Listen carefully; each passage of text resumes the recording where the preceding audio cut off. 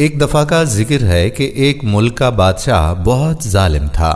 وہ اپنے وزراء اور حکام سے ہر وقت عجیب و غریب فرمائشیں کرتا رہتا تھا۔ اس کی عوام اور خاص طور پر اس کا وزیر بادشاہ سے بہت زیادہ تنگ تھا۔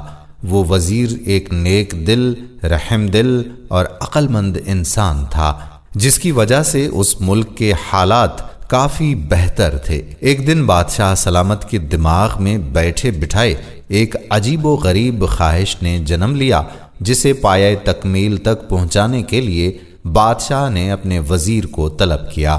وزیر کو جب بادشاہ کی جانب سے بے وقت طلبی کی خبر ملی تو وہ سٹ پٹا گیا، مگر کیا کر سکتا تھا؟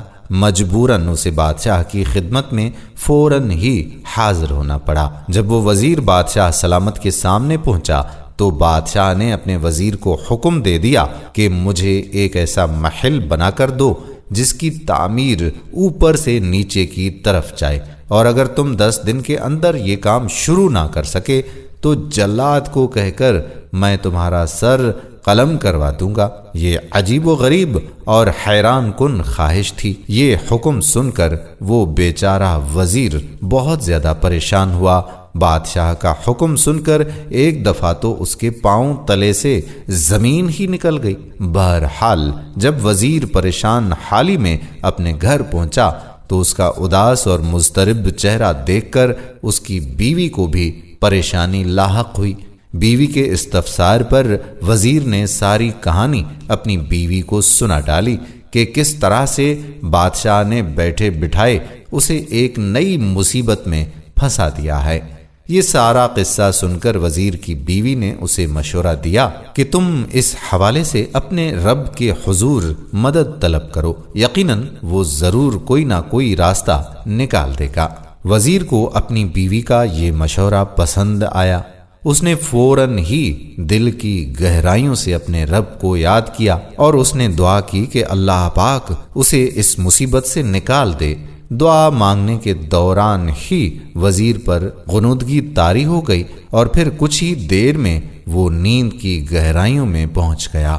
نیند کے دوران وہ وزیر کیا دیکھتا ہے کہ وہ ایک گھنے اور وسیع جنگل میں چلا جا رہا ہے کہ اچانک اسے راستے میں ایک چمکتی ہوئی چیز ملتی ہے۔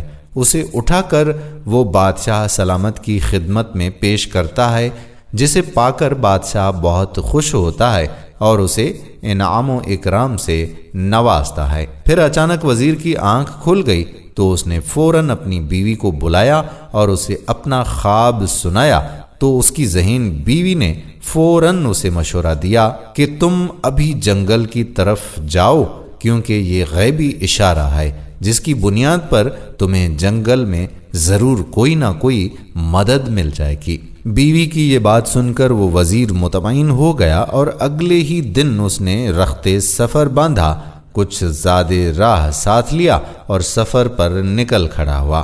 وہ اپنے جانور کے ہمراہ سفر کرتا رہا۔ جب تھک جاتا تو راستے میں آرام کر لیتا، پھر دوبارہ اپنے سفر پر نکل کھڑا ہوتا۔ یوں ہی سفر کرتے ہوئے اسے 4 دن گزر گئے، مگر اسے راستے میں کوئی ایسا جنگل نظر نہیں آیا جو اسے خواب میں دکھایا گیا تھا۔ 5ویں دن وہ پریشان ہو کر سوچتا ہے کہ اب مجھے واپس چلنا چاہیے، کیونکہ باقی 5 دن رہ گئے ہیں، اور اگر میں نے بادشاہ کی خواہش کی تکمیل کے لیے اس کا محل تعمیر کروانے کے حوالے سے کام شروع نہ کروایا تو بادشاہ ضرور میرا سر قلم کروا دے گا۔ جب وزیر واپس مڑنے لگا تو اچانک اس کی نظر ایک خرگوش پر پڑی جو بیچارہ ایک شکنجے میں پھنسا ہوا تھا اور بڑی تکلیف میں تھا۔ نیک دل وزیر نے جب یہ منظر دیکھا تو اس کا دل پسیج گیا، لہذا اس نے فوراً آگے بڑھ کر اس خرگوش کو شکنجے کی قید سے آزاد کر دیا۔ خرگوش کو آزادی دلانے کے بعد جو ہی وزیر واپس پلٹا تو اسے اپنے عقب سے ایک انسانی آواز سنائی دی، جسے اچانک سن کر وہ پہلے تو ڈر گیا، مگر پھر ہمت کر کے پیچھے مڑ کر دیکھا کہ اس خرگوش کی جگہ پر ایک چھوٹا سا بونا کھڑا ہے۔ اس بونے نے وزیر کو کہا کہ اے نیک دل انسان، تمہارا بہت بہت شکریہ جو تم نے مجھے اس قید سے آزادی دلائی۔ پھر دونوں ہی تھوڑی دیر باتیں کرتے رہے۔ بونے نے وزیر سے یوں دربدر بھٹکنے کی وجہ پوچھی تو وزیر نے اپنی ساری کہانی اسے بتا دی کہ کیسے بادشاہ نے ایک عجیب و غریب محل بنانے کی خواہش کا اظہار کر رکھا ہے جس کی عدم تکمیل میں وہ مجھے قتل کروا دے گا۔ پھر میں نے ایک خواب دیکھا جسے غیبی اشارہ سمجھ کر میں گھر سے نکلا تھا، مگر ابھی تک میری مشکل کا کوئی بھی حل مجھے نہیں ملا ہے۔ یہ ساری کہانی سننے کے بعد اس بونے نے وزیر کو کہا کہ تم میرے ساتھ چلو۔ چلتے چلتے وہ وزیر کو ایک غار کے پاس لے آیا اور اسے اندر جانے کے لیے کہا۔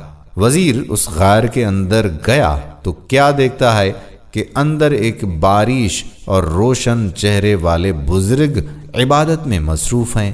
وزیر نے انہیں سلام کیا اور اپنی مشکل بیان کی، جسے سن کر پہلے تو بزرگ مسکرائے، پھر وزیر کو تسلی دیتے ہوئے کہا کہ بیٹا یہ کوئی بڑا مسئلہ نہیں ہے، اس کا حل میرے پاس موجود ہے۔ اتنا کہہ کر بزرگ نے وزیر کو ایک طوطا دیا کہ اس کو اپنے ساتھ لے جاؤ، یہ تمہاری مدد کرے گا۔ وزیر پہلے تو بڑا حیران ہوا کہ ایک طوطا کیسے میری مدد کر سکتا ہے، مگر پھر اسے ساتھ لے کر واپس اپنے گھر کی طرف چل پڑا۔ وزیر نے اپنے واپسی کے سفر کو زیادہ تیزی سے طے کیا تاکہ وہ جلد از جلد اپنے گھر پہنچ سکے۔ گھر جا کر وزیر نے اپنی بیوی کو سارا ماجرا سنایا تو وہ بھی بہت خوش ہوئی۔ اگلے دن وزیر بادشاہ کے محل گیا اور بادشاہ سلامت کو کہا کہ آپ میرے ساتھ چلیں اور دیکھیں میں کیسے اوپر سے نیچے کی طرف محل تعمیر کرتا ہوں۔ پھر وزیر بادشاہ کو ایک کھلی جگہ لے آیا جہاں بادشاہ نے نیا محل بنانے کو کہا تھا۔ اس جگہ پر مزدور، مستری اور تعمیراتی سامان بکھرا پڑا تھا۔ وزیر نے بزرگ کے دیے ہوئے طوطے کو ہوا میں چھوڑا اور کہا چلو میاں مٹھو اب اپنا کام دکھاؤ۔ طوطا فوراً ہوا میں اڑا اور کافی اونچائی میں جا کر اس نے اوپر سے آواز لگانا شروع کر دی کہ اینٹیں پکڑاؤ، اینٹیں پکڑاؤ۔ طوطے کی باتیں سن کر بادشاہ سلامت تیش میں آ گئے اور وزیر کو کہا کہ بھلا اتنی زیادہ اونچائی پر کوئی اینٹ کیسے پہنچا سکتا ہے؟ یہ سن کر وزیر نے احتراماً بادشاہ سلامت کی خدمت میں عرض کی کہ حضور اگر اتنی اونچائی پر اینٹیں نہیں پہنچائی جا سکتی تو محل کی اوپر سے نیچے تعمیر کیسے ممکن ہے؟ بادشاہ اپنے وزیر کی عقل مندی دیکھ کر بہت خوش ہوا، اسے انعام و اکرام سے نوازا اور اس نے آئندہ کے لیے ایسی بے جا خواہشات سے مکمل طرح توبہ کر لی۔ دوستو ہم امید کرتے ہیں کہ ہماری آج کی ویڈیو آپ کو ضرور پسند آئی ہوگی۔ پسند آنے کی صورت میں اس ویڈیو کو لائک اور شیئر ضرور کیجیے گا۔ آنے والی ویڈیو تک اپنا بہت زیادہ خیال رکھیے گا اور اپنے میزبان قادر کلہوڑوں کو اپنی دعاؤں میں یاد رکھیے گا۔ ملتے ہیں اگلی ویڈیو میں، تب تک کے لیے اللہ نگہبان۔